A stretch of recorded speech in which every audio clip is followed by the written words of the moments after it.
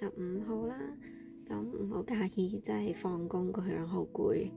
咁但係今日就想同大家抽個牌，咁就係呢一副 Mind Cards Daily Cards for a More Fulfilling Life。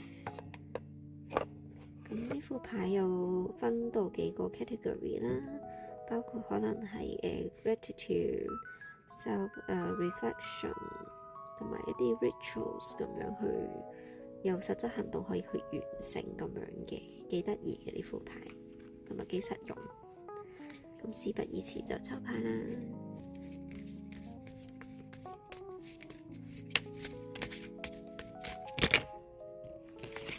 好，今日抽到嘅係呢張 Kindness。Bake cookies or a cake for a friend, family member or a neighbor. Not only will they appreciate the gesture, but it is also a good opportunity to try out new recipes. 咁呢一個 kindness 嘅行動，咁在於我哋咁忙碌嘅生活當中啦，咁可能你係未必可以立即時可以做到呢樣嘢嘅。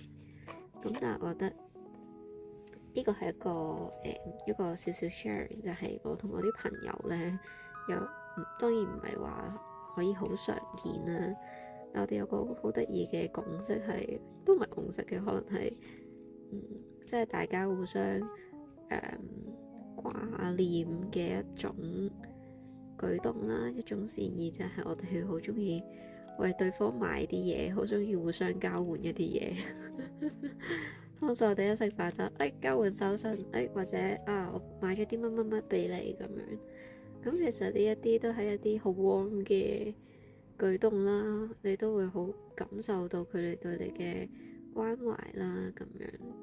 咁所以其實呢張牌最緊要講緊嘅嘢係，你可以隨時去表達你嘅關懷，你對佢哋嘅關心。透過呢一啲嘅善舉，呢一啲嘅心意，其實對於佢哋嚟講，當然係會好 appreciate 啦，亦都會好驚喜啦，好 warm 啦。但係對於我哋自己嚟講，其實都係一個好滿足嘅一個舉動嚟嘅。咁唔知大家對上一次咁樣隨機地好隨心地買嘢俾人，或者我醒起邊個我就或者見到啲嘢我就諗起呢個人，我買俾佢喎。唔知又係幾耐之前嘅事情呢？